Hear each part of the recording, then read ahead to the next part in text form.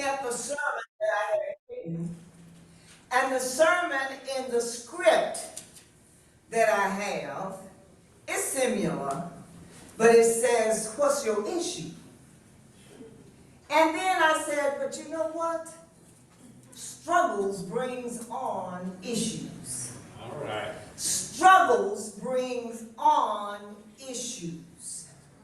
Now the text this morning, and thank you, Mr. Perry, Marcia, and Sandra for just being who God called you to be and ministering to the people. And I hope you all feel something when you hear God's amazing grace this morning. Amen. Because there's something to be said about the grace and the goodness of a loving God. Right. So I'm going to talk with you briefly, and I know you all have plans for Mother's Day, and you want to take your moms out, and your mothers, the mentors that you have, or mentees that you have, and you want to celebrate your grandchildren and children and all of that good stuff. So I'm not going to hold you long, okay? Right. But we're going to talk briefly about what struggles are your issues bringing on this morning? What's your struggle? What's your issue? The text this morning is that powerful and personal story about a woman's struggle with certain issues. This bleeding she had for 12 years was just the beginning of the struggle. It was just the tip of the iceberg for the issues that she would face. You see, there are times she had multiple issues because of just one unresolved issue of bleeding. Therefore, it gave her a struggle with other situations. That is what's happening in life when issues cannot be resolved. When they can't be resolved, the other issues get attached to the original issue. And consequently, it results in what I term, not that no theologian said this, but I termed it spin-off issues. Spin-off issues. We become overwhelmed emotionally, mentally, physically, and even spiritually when we struggle with our issues. Now, I would be lying to you today if I stood here and told you that I never had issues, or that I don't even have some issues right now. But like this woman in Mark 5 with the issue of blood, I heard one day about a man called Jesus. Late one evening, I pressed my way through the maze of heartache, pain, disappointment, and letdowns, and even personal merry-go-rounds, speaking and seeking a different kind of touch for the struggle of my issues. Friends, allow me to set the stage for you this morning. You see, because of the law of Moses, this woman was declared unclean according to the Levitical law. Go back and read Leviticus 15. Therefore, she was isolated, which identifies yet another struggle that she had with the issue of isolation. She had been isolated from people who thought that she was unclean. She had been isolated from her family for 12 years because she was deemed unclean. I ask you this morning, what issues are you struggling with? So without a doubt, that created for her another issue. She had the issue of isolation. Now she has the social issue she was struggling with. She has lived in isolation and segregation. Because of that, she was not privileged to gather and worship with others. Family, this morning, think about it. Just think about it for a moment. For almost 3 years, the pandemic, COVID-19, wreaked havoc over the world. This issue halted our ability to gather in this sacred space.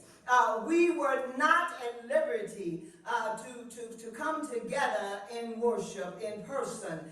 Just like this woman, there were those across the globe that faced not just an issue of isolation, but deep-rooted social issues, which brought on another issue. What other issue, Dorinda? She already had an issue with being the issue of blood, and then she had an issue of being called unclean. Now she has an issue of a social issue. She was segregated. They couldn't worship together. So now she has a worship issue. That is, she couldn't worship, just like this woman. We had a worship issue.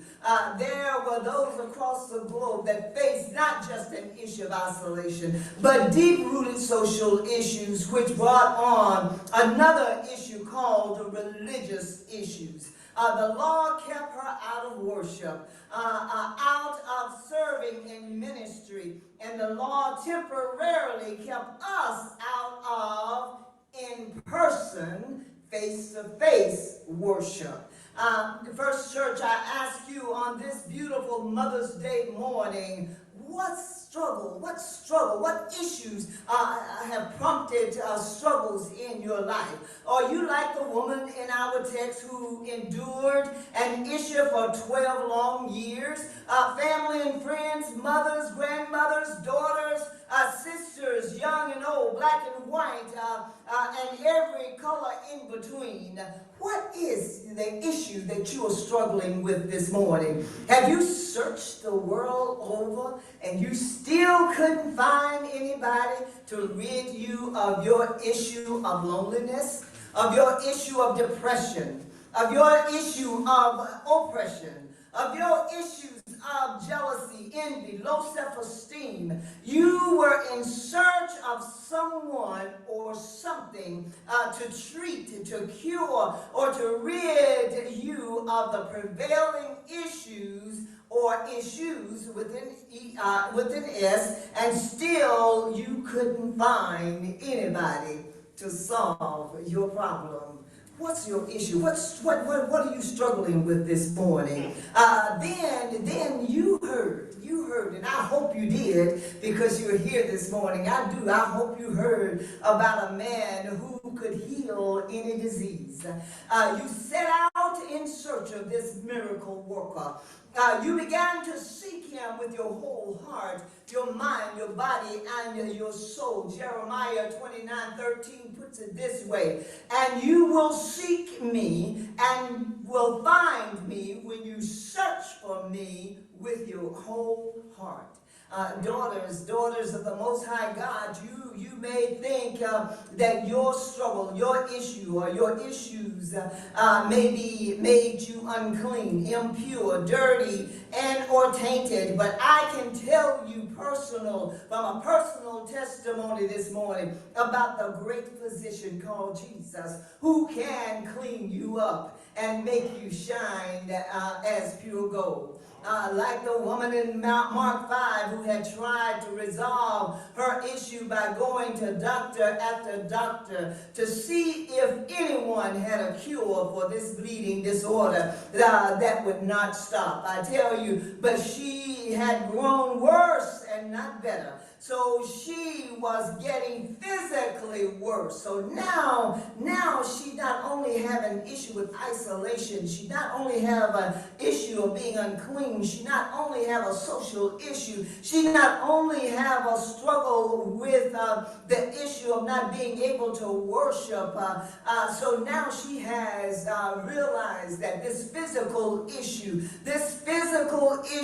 is really declining in her, and she has grown weary, she's grown tired, she's grown weak. Some of us this morning have grown weak because of the struggles we've had with certain issues.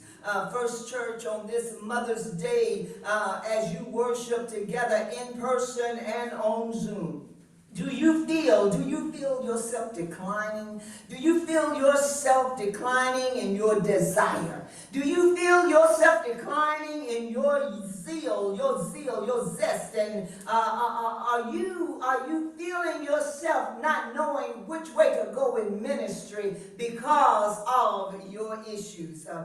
This morning, I tell you, some of us have more to give than what we think we have to give. But until we learn how to appreciate what Jesus did for us, to bring us back into the whole so that we can all be one according to the prayer that was prayed this morning. You feel that your spiritual well-being, your spiritual well has run dry and it's reached its limit. Church, I hear the word of the Lord speaking this morning. I hear the word of the Lord speaking from Mark 9:23. If you can, said Jesus, everything is possible for one who believes. What's your issue? What are you struggling with this morning? Perhaps you are struggling with doubt.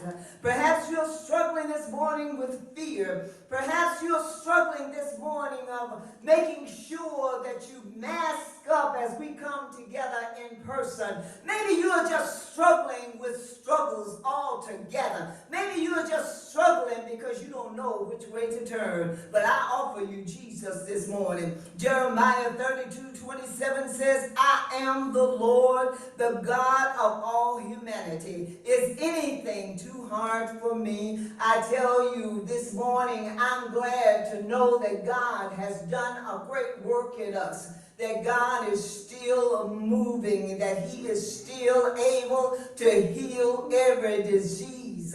I'm glad this morning because I know that like Luke in 1:37 says, for nothing will be impossible with God. I am so happy this morning that Jesus saved my sanctified soul this morning, that he gave me a will to move out of my comfort zone, to gave me a will to move out of my doubt and my fear. He gave me a desire this morning to seek him with my whole heart. And when I began to seek Christ Jesus with my whole heart, I hear Philippians 4:13 says, I can do all things through Christ who strengthens me. What's your issue? You got issues, and I got issues, and all of God's children got issues. But I can tell you this morning that when we get to heaven, we're going to lay down our issues at God's feet, and he's going to welcome us home, and he's going to make sure that no weapon formed against us will prosper, no disease will take us out, no hurt, no pain will come upon you that he cannot handle. Worshipers, I encourage you on this Mother's Day to release all of your issues. Get rid of the struggles. Give it to God and let him handle it. What's your issue this morning? Regardless of the nature, into the hands of the healer who stands willing and waiting to come and heal every conceivable situation that you may encounter out on life's raging sea. And just watch God work. Just watch God to work it out for your good. You see, one day, I, like this woman, had an issue. But I had to learn how to press my way. I had to learn how to press my way. Not to get in front of the crowd, but to press my way through the crowd. So that as I became humble and lowly, I was able to touch his garment.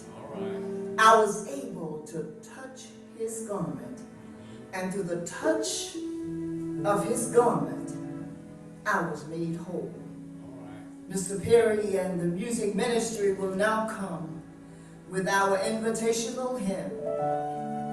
He touched me.